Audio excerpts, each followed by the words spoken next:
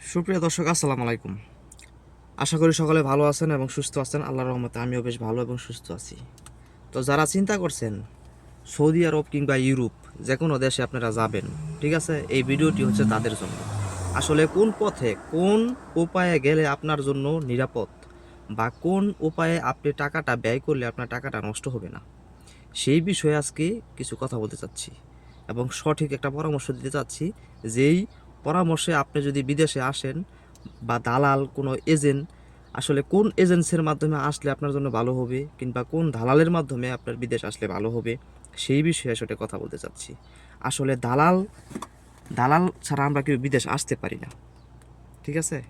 হোক বন্ধু বান্ধব, হোক আত্মীয় স্বজন, হোক ভাই ব্রাদার হোক, একমাত্র যদি রক্তের সম্পর্ক হয় সেই ক্ষেত্রে আলাদা হিসাব। কারণ রক্তের সম্পর্কর হিসাবটাই হচ্ছে আলাদা।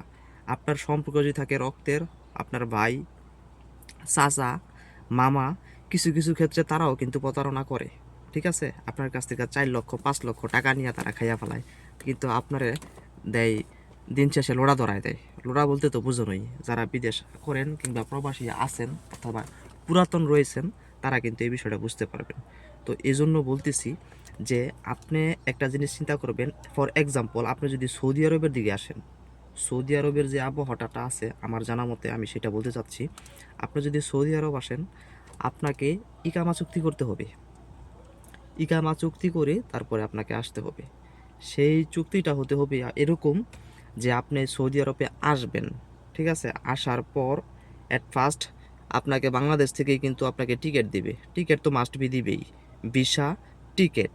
ভিসা যদি হয় ফ্রি ভিসা, বর্তমানে বেশিরভাগই কিন্তু ফ্রি ভিসা স্ট্যাম্পিং হচ্ছে। আদারওয়াইজ যে ভিসাগুলো আছে সরাসরি ডিরেক্ট কোম্পানি ভিসা কিন্তু স্ট্যাম্পিং হয় না সহজে, হয় না, সোজা কথা, বাংলাদেশে বর্তমান হয় না, ঠিক আছে? আর যদি ফ্রি ভিসাই হয়, তাহলে আপনাকে ইকামা চুক্তি করতে হবে। আপনাকে ইকামা চুক্তি করতে হবে 15 মাস, 15 মাসের। দালাল বলবে আপনি আসবেন, আপনার ইকামা দিব, কিন্তু দালাল কিন্তু আপনাকে বলবে না যে আসলে কত দিনের ইকামা দিবে। আসার পরে আপনাকে 3 মাসের ইকামা ধরায় দিবে।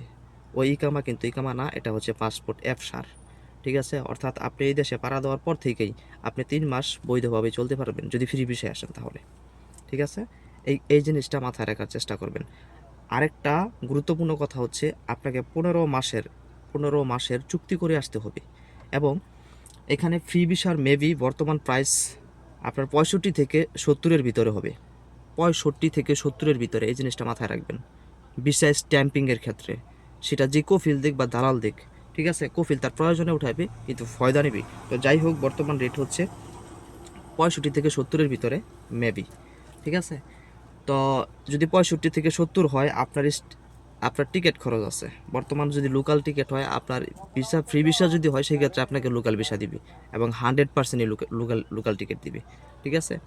তো আপনি যদি লোকাল টিকিটে আসেন, অথবা আপনি যদি চিন্তা করেন যে আমি না লোকাল টিকিটে আসবো না, আমি ডিরেক্ট সরাসরি ভিসায় যাব বা কোনো ট্রানজিট নেব না, সেই ক্ষেত্রে আপনি একটু টাকা বেশি খরচ করে, টাকা বেশি বলতে আপনার হয়তো 90,000 সর্বোচ্চ লিমিট টিকিটের খরচ বর্তমানে, ঠিক আছে?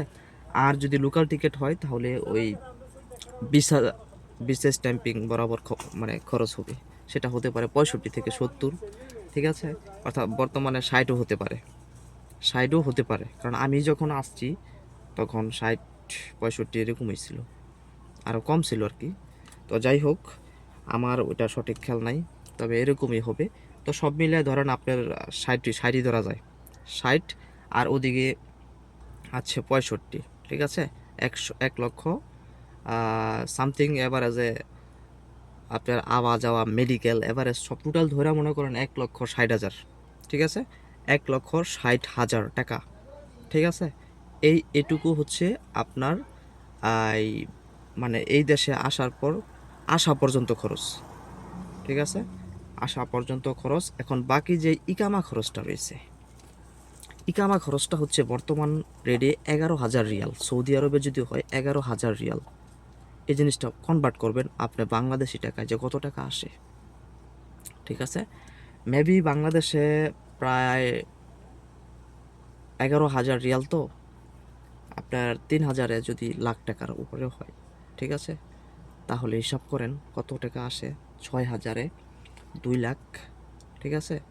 মেবি 6 থেকে 7 লাখ টাকার কাছাকাছি লেগে যায় একটা ইকামা খরচ বর্তমানে সৌদি আরবের, তো যাই হোক, আপনি যদি 5 লাখ টাকা খরচ করে আসেন, আপনি তার সাথে কন্ট্যাক্ট করবেন, চুক্তি করবেন যে তুই আমাকে 1 বছরের ইকামা প্লাস 15 মাসের অ্যাপসার, অর্থাৎ টোটাল 15 মাস, 15 মাসের আকামা দিবি।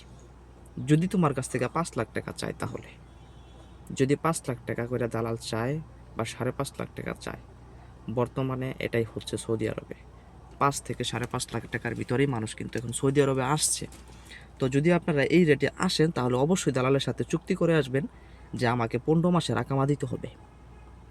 তারপরে তুমি কি কাজ করবা, কফি সাফ করবা নাকি বা কি করবা, সেটা তোমার একান্তই ব্যক্তিগত ব্যাপার, কিন্তু তোমার চুক্তি করতে হবে যে 15 মাস, এটা মাস্ট বি তোমাকে মাথায় রাখতে হবে।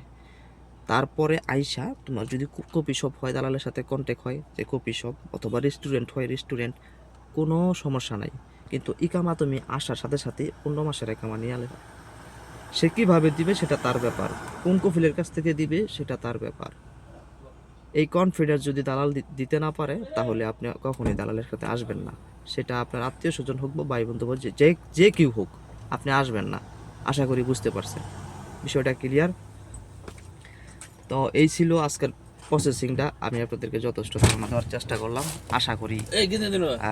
তো যাই হোক, এই ছিল আজকের ভিডিও। বাকি তো যদি এই চুক্তিতে হয়, তাহলে আপনারা প্রবাসে আসেন, আপনাদের জন্য ভালো হবে। আর এই চুক্তির গ্যারান্টি যদি কেউ দিতে না পারে, তাহলে ভাই প্রবাসে আইসেন না। আমার কথা যদি আপনারা বুঝতে পারেন, তাহলে ভিডিওটি শেয়ার করবেন অবশ্যই, অন্যজনের উপকারে আসবে, অথবা বিদেশ আগ্রহী বা বিদেশ যাত্রী যারা আছে বা চিন্তা ভাবনা করছে, তাদের জন্য বিষয়টা মগজে কিছুটা হলে ঢুকবে। আল্লাহ হাফেজ।